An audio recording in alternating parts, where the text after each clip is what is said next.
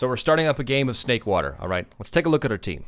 We've got mostly power classes, we've got some scouts, some soldiers, a demo, and engineer and spy, but that's okay, we don't need to worry about them too much. But we also have a heavy, and if you look at this picture, I can't seem to find the heavy until I turn around, and oh god, he's using the brass beast. So heavy weapons Woomy doesn't look like he's gonna get to mid anytime soon, so I might as well run with the rest of the team here. And this, my friends, is the rollout. This is the race between two teams to get to the midpoint as quickly as possible. But this is also a race between two medics to see who can get the uber charge as quickly as possible. Make sure you buff everybody and keep your uber charge percentage buildage up, because the faster you build, the better. So we're at our mid fight, and it looks like the other team is kind of late. We've already got a high ground here, which is really good. I'm just shooting people with arrows from a distance at this point, just because the whole team is still up, and the second I start pushing in and getting more aggressive is the second they start punishing me for it. So I'm staying back here and waiting until I can have some more reliable people showing up and really holding this ground. Wait, stop right there. Did you see that?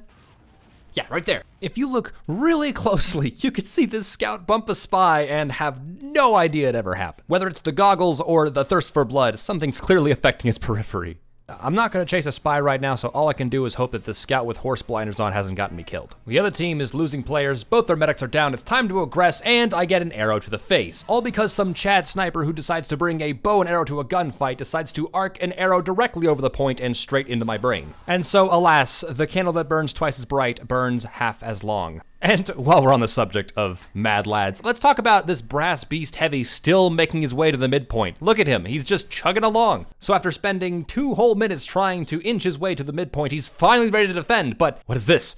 The spy that we ignored earlier is returning with a vengeance. Oh no, heavy, look out, behind, no! We're trying to fight this heavy medic combo on top of the point. Now, Will Smith decides to do something really helpful and stand directly still. Thank you, Will Smith, I appreciate that. If you need health desperately and a medic is looking at you, stare at him and stand still, it will make him extremely happy. So the spy shows up, and I'm determined to take him down because the loss of Brass Beast Heavy is still heavy on my heart, but alas, he gets away and my revenge is scorned for another day. We're moving forward with the rest of the team, and we're gonna go meet the rest of them who are trying to hold the second point. Now, we are dangerously close to an uber charge here, so if we can save that for the last push, we'll win. The rest of the team seems to be holding second pretty well, so it's time to come and aid in that fight. I try to hit this pyro with a crossbow bolt, but for some reason the medic decides to catch it. That's very rude. And since we have a charge and I can tell the other team is gonna try and make a push, it's time to make a push of our own, and we activate the uber charge, and this pyro goes ham. The medic goes down, the sniper goes down, the mini sentry goes down, and even this big sentry up here can go down, but not before it takes down ArraySeven too. But that's okay, because the engineer's now pissed, and that makes me really happy. So now our final push has failed, all right? There's no hope left until who is that? Heavy weapons, Woomy, you're alive! Look at him, he's just as slow as ever. Oh, I've never been so happy to see a Brass Beast Heavy before. Oh, I'm so sorry we got you killed. So now I love this Brass Beast Heavy. I'm gonna keep him protected from everything else because he's so goddamn adorable. Look at him trying to fight. He starts taking hits, so I arrow him, but then this pyro goes aggro, and suddenly, well, I realize that we kind of have a game to win. So we sit here and wait for this uber charge to be 100%, and once it is, it's time to move in. The Heavy suddenly takes down a dispenser, and I'm super proud of him. The team starts beginning to gather behind us, and I feel the motion of a push coming on.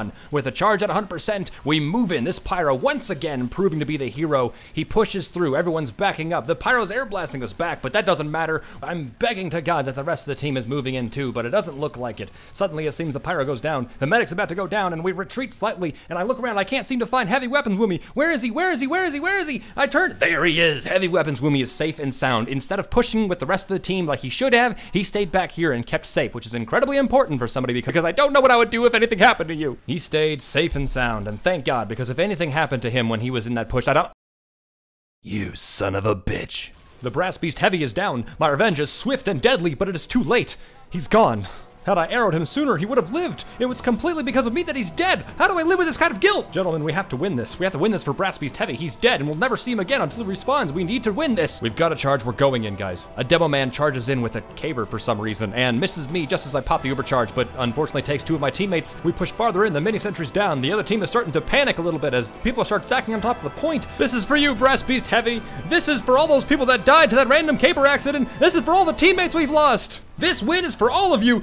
I'm so proud of this team. I think I'm gonna cry. I always think it's fun to watch what people do when they're stuck in spawn, when they're on blue team in a payload map, and there's literally nothing for them to do for a solid minute except just wait for red team to set up. Some people taunt, some people kill themselves. How I pass the time is apparently running around the spawn room like crazy, trying to figure out which of these 3 holes the most people are going to come out of, because it's pretty likely the one that I'm going to be coming out of too. So the round starts, and I stay in spawn. And I stay in spawn partially because I am waiting for the right moment to come out and use this Uber to its full extent, but also because I am pretty much a coward.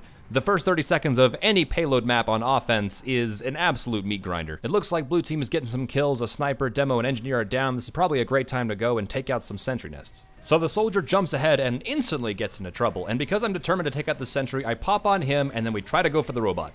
The soldier and I go in for the kill on this sentry, but as it turns out, Dane has taught his engineers too well and he gets it away before we can do any damage to it.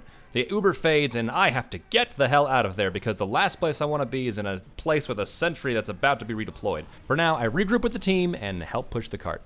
Now this is where probably 50% of your Uber gets built up, just in this small moment where you're trying desperately to drop as few players as possible. All you can really do at this point is just try to land all your crossbow shots and keep people as buffed as possible. And if they do something stupid, then you're not responsible for pretty much anything that happens to them at that point. Now look what's coming around the corner right here. Do you see this flaming shovel coming straight for us? Good, because this pyro does not. The pyro in fact walks right under him. So yeah, I get corked. But as a medic, you can't let the little losses get to you, okay? You gotta break a couple omelets if you're gonna make an Uber charge. So 90 seconds later, we're finally able to capture this first point, all right? Not stopwatch time, but whatever. So it looks like there's still a teleporter and a bunch of people in this building off here to the right, and I see the pyro about to go in, I see that I have a full Uber charge, and I did the math. There's always something so calming and cathartic about seeing an Uber charged pyro. Maybe it's because everyone's running away, maybe because they never show any kind of mercy whatsoever, but it also might be just because it's super funny. And I think it's only during an Uber charge that we all get to understand exactly what it means to be a pyro. Murder.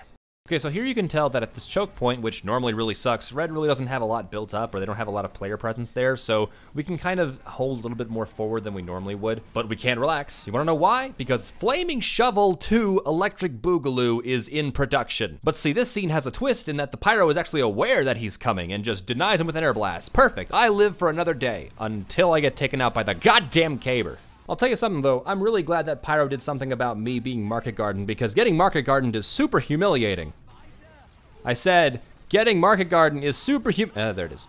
Okay, so now we're trying to force our way into this building, and you can tell it's a bit of a war zone. People are getting hurt, people are getting damaged, there's a lot of people covering this from the other side, but nobody's dying. And the reason that is because we have two medics. When you have two medics, it's important not to compete with each other for the heals, because at that point you're not really efficiently spreading your health around. One of you should focus on the crossbow bolts while the other should focus on using the stock medigun. Because the sooner you can get someone to full health with the crossbow, the quicker the other medic can start buffing them. And don't forget that the other medic has a health bar too. Heal him if he needs it. And if he's getting ready to move in, make sure you buff him too so that he can survive longer.